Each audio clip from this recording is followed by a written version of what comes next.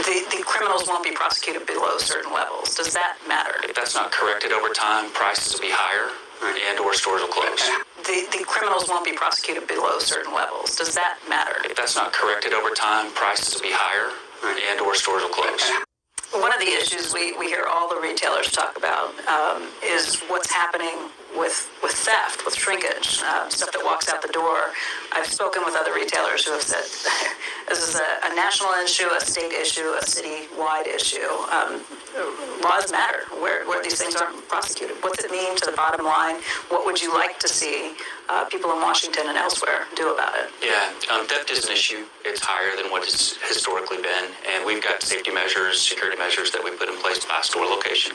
I think local law enforcement being staffed and being a good partner is part of that equation, and that's normally how we approach it. But there have been rules that have been changed that make it not something that the police are going to prosecute, or that the criminals won't be prosecuted below certain levels. Does that matter? If that's not corrected over time, prices will be higher and or stores will close. And how much of that, though, do you have to go state by state and actually work on that issue? I mean, you see videos now. I saw a video of some burglars in the Apple store just literally just take, I mean, it was, taking everything that they could.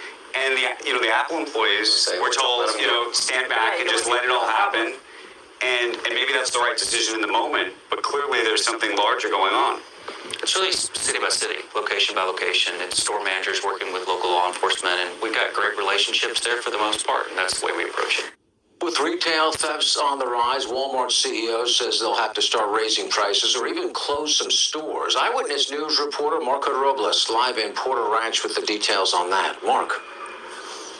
Yeah, John, good morning. Theft, of course, is nothing new, but the real issue here, the increase, is in organized retail theft when a large group goes into a store to take a lot of merchandise all at once and leave in a hurry, and that's happening at stores like Walmart. The CEO speaking out yesterday on this issue in an interview saying that these thefts could lead to prices going up, as you mentioned, even store closures.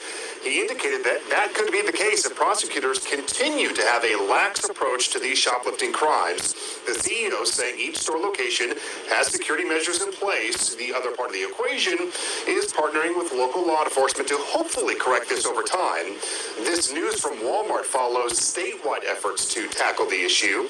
A retail crime task force with the California Highway Patrol has increased their presence at shopping centers this holiday shopping season to heighten visibility and make arrests.